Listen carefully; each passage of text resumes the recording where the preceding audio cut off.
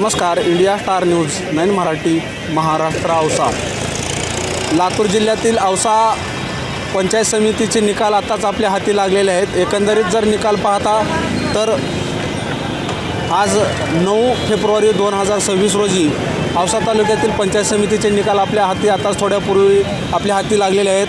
तर लोदगा गटामधून पंचफुलाबाई सुधाकर घोडके या शिवसेना उद्धव बाळासाहेब ठाकरे गटाकडून विजयी झाल्याचं समजते. त्याचबरोबर विलास शिवाजी साळुंके हासेगाव गणातून भाजप पक्षाकडून विजयी झाल्याचे समजते. त्याचबरोबर कोदळीकर गंगाबाई माणिकराव आलमला या भाजप गटातून विजयी झाल्याचे आता समजून येत आहे. बालाजी सदाशिव स्वामी याकतपूर या भाजप पक्षातून विजयी झालेले समजून येत आहे.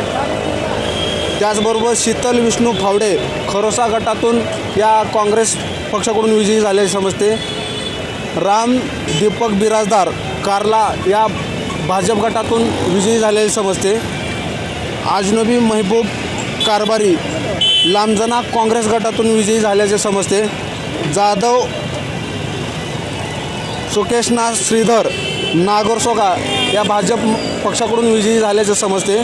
किशोर पिंटू देवीदास जोडजवळगे हे काँग्रेस पक्षाकडून पंचायत समिती भादासाठी विजयी झाल्याचे समजते.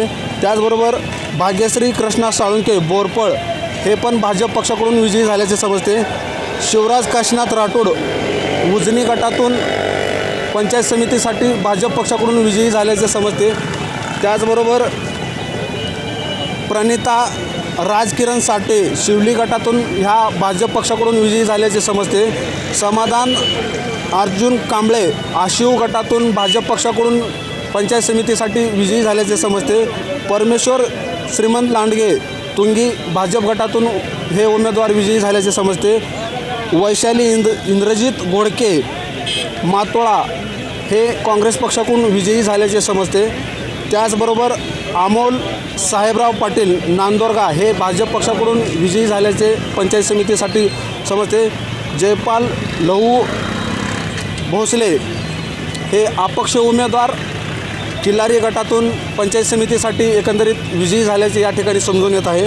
अभिजित प्रमोद देशमुख तळणी हे काँग्रेस गटातून एकंदरीत विजयी झाल्याचे या ठिकाणी समजून येत आहे.